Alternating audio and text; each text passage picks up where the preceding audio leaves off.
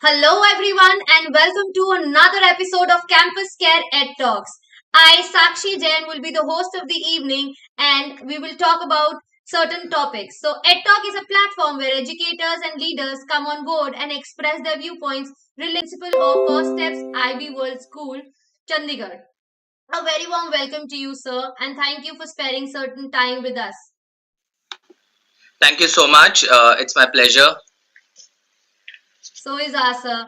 So to start off with the session, I would like to start off with the very first question that is, importance of creativity for students.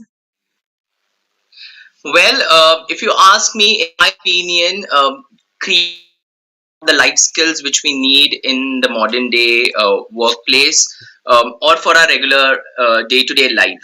As it is said, there are 21st century skills, and when we talk about 21st century skills, we name them as collaboration, critical thinking, communication, and creativity. A synonym to creativity would also be creative thinking. And when we talk about creative thinking, people usually have this myth that I have to think in an artistic way or I have to think in a fancy manner. But that's a myth, it's not the reality. Creative thinking in its own form means to think about a particular issue, a particular problem, a particular case from a divergent perspective, from a different lens altogether. And creativity, as the word itself names it, expects the person from a lens which is not myopic in nature. Rather, you invite different people's point of view to look at a particular problem and solve it in a different manner, which I would say is the need of an hour. And that is why including creativity or thinking outside the box, or as I said, creative thinking, is what is the need of an hour. Absolutely, sir. Very well put across, sir. So yes, indeed, creativity is something which really, wants this modern era to be focused on. Coming to Yeah. another question is, what are the activities to develop creativity in students? Okay, so when we talk about activities, it's really important that the educators start looking at the activities or the class tasks as learning engagements. The moment you call them as engagements or experiences, broadens the perspective for the learners themselves. Okay, so let me give you an example. If, for example, you are looking at the of pollution or the increase in the waste hazards in the environment, the basic approach which we have is the didactic approach. The teacher tells a student, then thinks of it back with them. But what do they do with that knowledge? Unless you don't engage the learners in giving them a problem, real life problem, creativity or creative thinking will not take place. That's the reason the first and foremost insight I would like to give is look at activity as a learning engagement, as an experience, and as far as possible try to connect it with the real. The more you give such opportunities to your learners, the they would be at I would say at par in terms of implementing their creative thinking skill. And creative thinking will enable them to, as I said, think out of the box or give them confidence of the decisions that they would make, help them to approach a given problem from a different dimension altogether. And that's what I would say we need in today's times, because the rote learning, what we usually do, is not going to help our learners to think outside the box, as we say. The paradigm shift will not take place. And that's the reason engaging the learners in the day to day experiences of life is the prime activity I would mention. Furthermore, develop a habit or a kind of mindset in your learners to ask questions. The more questions they ask, the the stemming out will take place, and these stemming out of questions will further lead to resolutions and coming to a consensus decision. Like if we talk about the workplace scenario, a situation or a problem will never come to us informed. It will just randomly land on our table. Are we preparing our learners to handle these problems? No. So why not train them in a manner where they would actually get accustomed to finding the challenges and struggles as a day-to-day affair? And the more questions they ask, the better they would be in terms of reaching to an amicable resolution. Lastly, the method of basically teaching the children everything should be changed with helping them to inquire about things. And the more they start inquiring, the broader their dimension would become. That's my take on the activities part, which can be done in the school.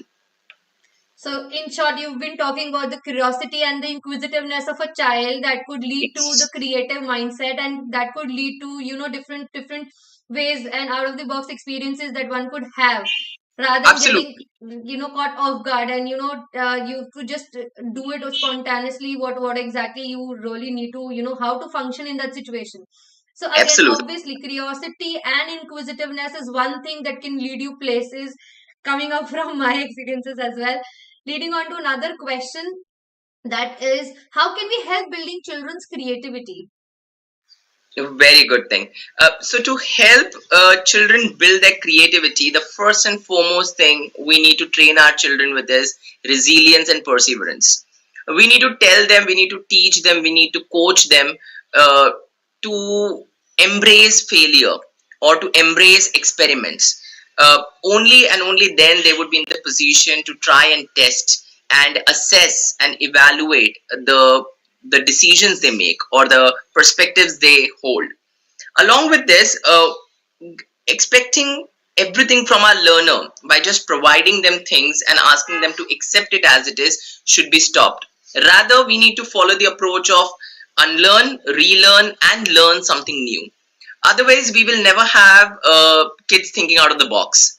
The more we give them opportunities to unlearn and relearn a couple of things, a couple of concepts, they would actually ignite the curiosity, as you mentioned, in an organic manner, and that would further lead towards thinking in a creative way. And lastly, purposeful engagements in the classroom to hold multiple perspectives, opposing point of views, or I would say arguments which would complement the discussion should be made as a part of the curriculum, because the children need to know that there is a process that one needs to follow in order to reach to a consensus or an amicable solution to any problem. And this is my take on it. Absolutely. So it's just like, you can't thopify anything on kids, and you can't just tell them to just, imbibe what are you throwing them at. Instead, Yes, give them a curveball, give them a benefit of doubt, and tell them that, okay, if this is the thing, how are you going to approach it? This was exactly. because they've always seen the traditional way of how to handle things. But what if the things are not the same as, or the situation may not be the same? What will See, your no two take be on it? situations will ever be same. Like for instance, you give me a case study and you tell me the solution you implemented on the case study. I might look at the case study from a different paradigm. I might Yeah, look at it from a different perspective, and absolutely. the solution which you applied might not work the way it should have turned out to be. So, if we train our children to follow the same pattern, the same legacy, we are actually making our learners handicapped, and we are not doing anything good for them. Like they would survive, but they would never thrive. And to move on to that outside the box thinking or outside the box creativity, we need to train our learners to understand the shifts in the paradigm, and that's really important at the moment. Absolutely. So it's not just that like you said, that one situation may have a different perspective from your angle and have a different perspective from my angle. And probably Yes, what you have thought across may not even come into my mind, and something more and creative way of, doing that certain thing may turn up, and which can yes, create. So these are the groundbreaking realities that we have in our society and people around, wherein people these days, and kids especially these days, are so much into brainstorming sessions and so much into that questioning zone, wherein if it's welcomed in a positive way, you thrive, and branch out to a new angle of altogether a new theory.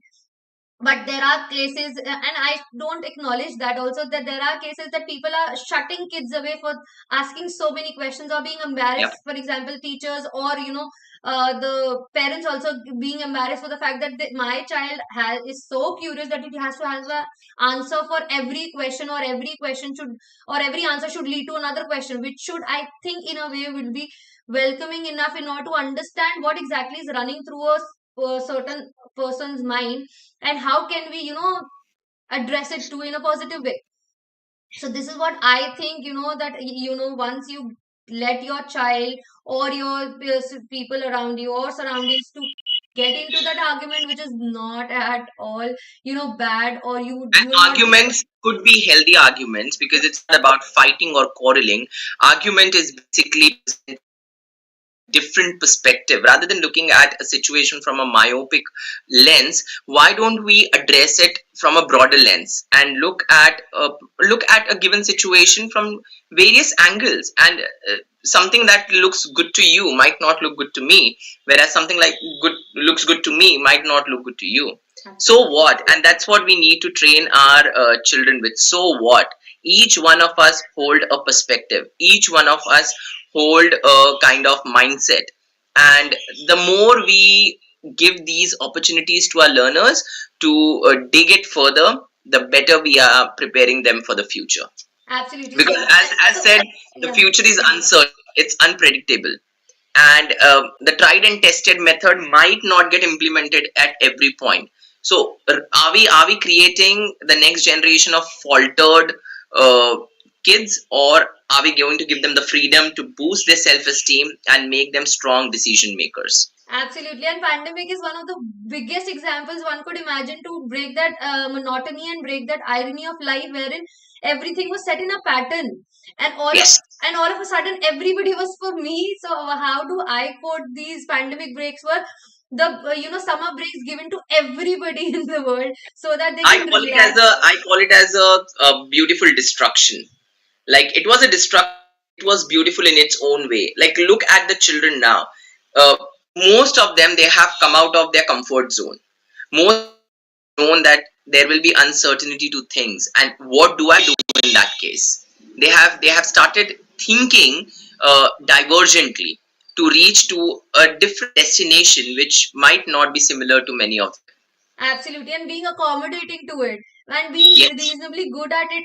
Okay, there are certain situations which are not in hand and may go out of our hands, and you have to abide by it, adapt accordingly, and be flexible to whatever comes across. And however, we have to deal with it. End of the day, it has to be the way how we approach things at life. So, absolutely, just absolutely. one thing that I would like to know is any example that you can quote, or any real life example that you have that you would like to share with us in terms of how creativity has turned many folds in life and has unfolded in a very beautiful way. A real life example, if we have So, any. uh, creativity unfolding its own way. So, if I give you an example, I remember one of my batches in the past, the exam group students. So, when I say exam group student, they are usually the ones who are in 10th and 12th grade. And they were preparing for a specific assessment. And when we talk about assessments, we basically train our children that it would be in a structured format, and it might be expected that you write it in a certain way.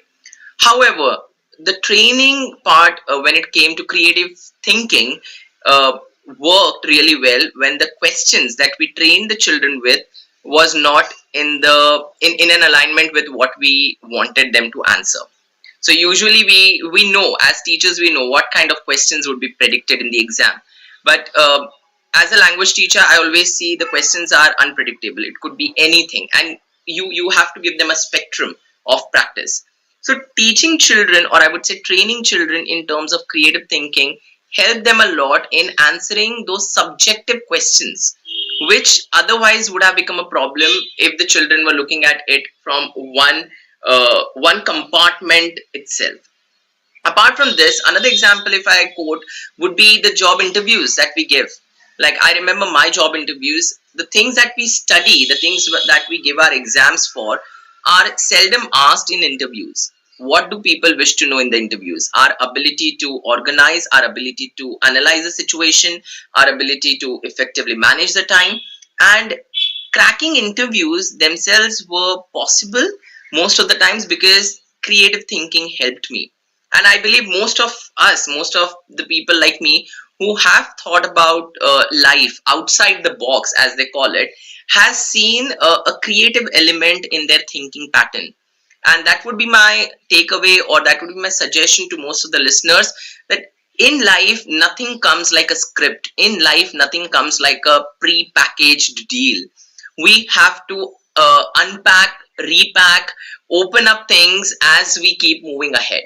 So just be ready for every step, just be ready for every milestone, but be resilient, be perseverant, be adaptive, be accommodative, as you said, and think about things from a different line altogether, so that you do your best and leave the rest, and everything will fall in place.